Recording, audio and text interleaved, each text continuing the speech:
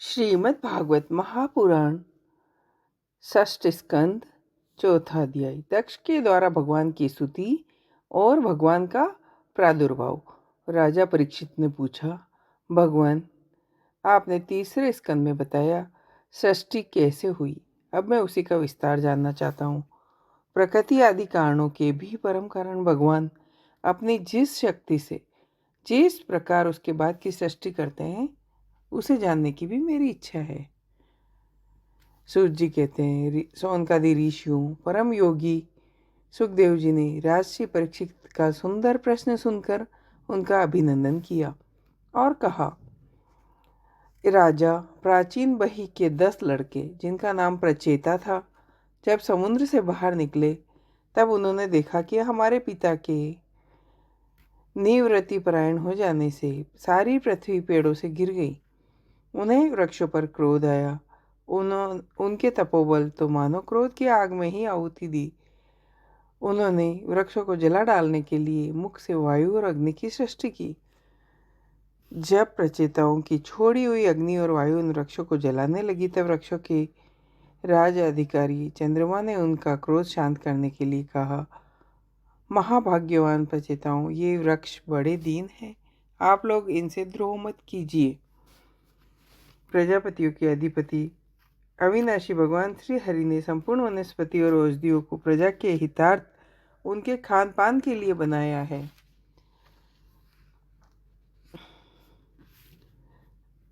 आपके पिता और भगवान ने आप लोगों को यह आदेश दिया कि प्रजा की सृष्टि करो। ऐसी स्थिति में आप वृक्षों को जला डालें, यह कैसे उचित होगा। समस्त प्राणियों के हृदय में सर्वशक्तिमान भगवान आत्मा के रूप में विराजमान है, इसलिए आप लोग सभी को भगवान का निवास स्थान समझो।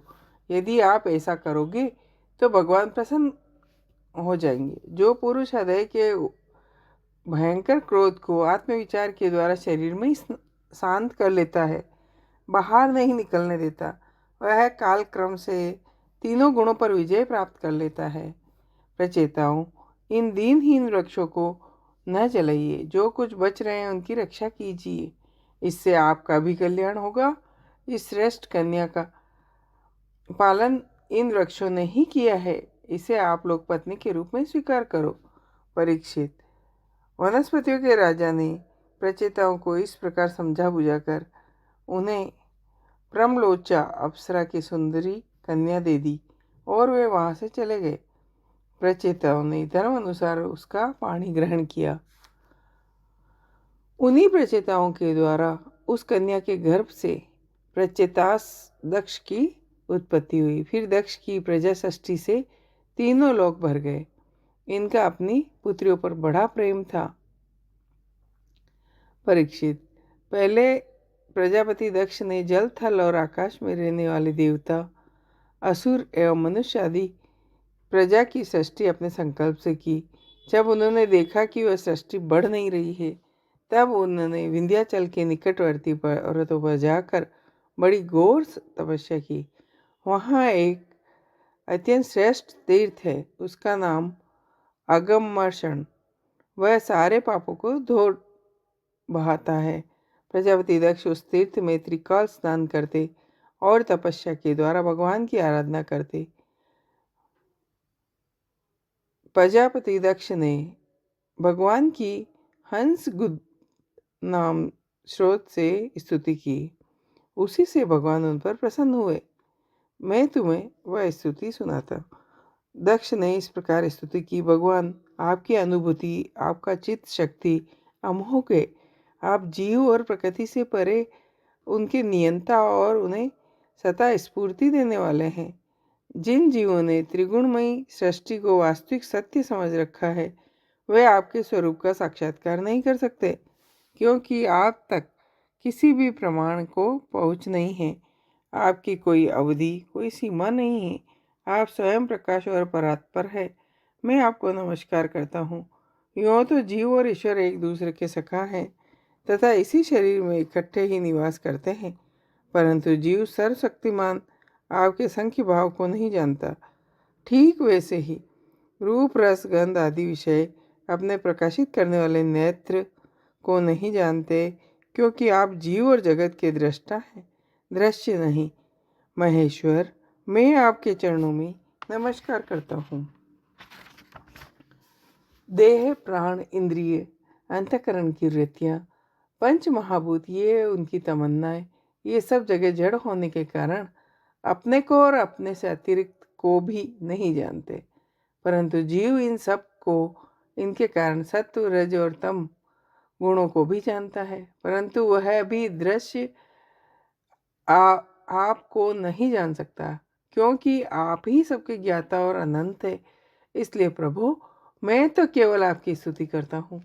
जब समाधि काल में प्रमाण, विकल्प और विषयक रूप विविध ज्ञान और श्रवण शक्ति का लोप हो जाने से इस नाम रूपात्मक जगत का निरूपण करने वाला मन उपरंत हो जाता है, उस समय बिना मन के भी सच्चिदानंदमयी अपनी स्वरूप स्थिति के द्वारा आप प्रकाशित होते हैं। प्रभु, आप शुद्ध हैं, शुद्ध हृदय मंदिर ही आपका निवास स्थान है। आपको मेरा नमस्कार है। जैसे यज्ञिक लोग काष्ठ में छिपे हुए अग्नि को सामीधेनी नाम के 15 मंत्रों के द्वारा प्रकट करते हैं, वैसे ही ज्ञानी पुरुष अपनी 27 शक्तियों के भीतर गूढ़ भाव से छिपे हुए आपको अपनी शुद्ध बुद्धि के द्वारा हृदय में ही ढूंढ निकालते हैं। जगन में जितनी भिन्नताएं देख पड़ती है, वे सब आपकी माया है। प्रभु, जो कुछ वाणी से कहा जाता है, जो कुछ मन, बुद्धि और इंद्रियों से ग्रहण किया जाता है, वह आपका स्वरूप नहीं है, क्योंकि वह तो गुण रूप है और आप गुणों की उत्पत्ति और प्रलय के अधिष्ठान हैं। आप में केवल उनकी प्रतीति मात्र है। भगवान, आप में ही यह सारा जगत स्थित है, आपसे ही निकला है और आपने और किसी और के सहारे नहीं, अपने आप से ही इसका निर्माण किया है। यह आपका ही है और आपके लिए ही है। आप ही सबसे काम लेने वाले हैं। जब कार्य और कारण का भेद नहीं था, तब भी आप सब स्वयं सिद्ध स्वरूप से स्थित थे। आप मुझ पर प्रसन्न हो। प्रभु, आपकी ही शक्तियाँ वादी प्रतिवादियों के विवाद और संवाद का विषय होती है, उन्हें बार बार मोह में डाल दिया करती है। आप अनंत अप्राकृत कल्याण गुण गणों से युक्त एवं स्वयं अनंत हैं। मैं आपको नमस्कार करता हूँ। भगवान, उपासक लोग कहते हैं कि हमारे प्रभु हस्त पादादि से युक्त साकार विग्रह है, और सांख्यवादी कहते हैं भगवान हस्त पादादि विग्रह से रहित निराकार है। यद्यपि इस प्रकार वे एक ही वस्तु के दो परस्पर विरोधी धर्मों का वर्णन करते हैं, परंतु फिर भी उनमें विरोध नहीं है, क्योंकि दोनों एक ही परम वस्तु में स्थित है। प्रभु, आप अनंत है। आपका न कोई प्राकृत नाम है और न कोई प्राकृत रूप। फिर भी जो आपके चरण कमलों का भजन करते हैं, उन पर अनुग्रह करने के लिए आप अनेक रूपों में प्रकट होकर अनेक लीलाएं करते हैं। परमात्मन, आप मुझ पर कृपा प्रसाद कीजिए। सुखदेव जी कहते हैं, परीक्षित, विंध्याचल के तीर्थ में जब प्रजापति दक्ष ने इस प्रकार स्तुति की, तब भक्तवत्सल भगवान उनके सामने प्रकट हो गए। उस समय भगवान गरुड़ के कंधों पर चरण रखे हुए थे। विशाल एवं हष्टपुष्ट 8 भुजाएं थी।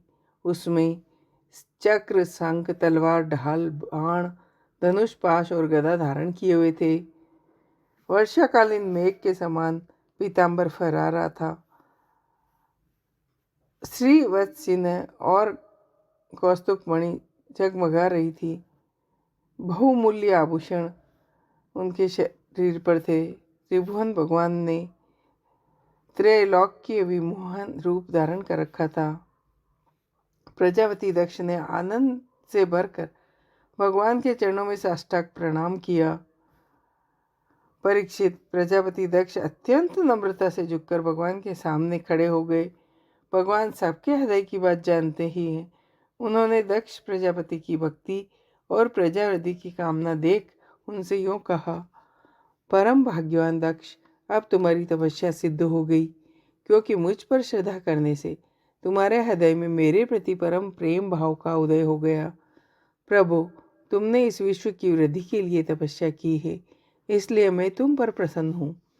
ब्रह्मा, शंकर, तुम्हारे जैसे प्रजापति आदि मनु तथा ये सब मेरी ही विभूतियाँ हैं। ब्रह्मन, तपस्या मेरा हृदय है, विद्या शरीर है, कर्म आकृति है, यज्ञ अंग है, धर्म मन है और देवता प्राण है।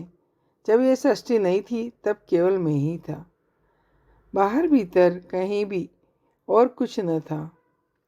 प्रिय दक्ष, मैं अनंत गुणों का आधार एवं स्वयं अनंत हूँ। जब मैंने उनमें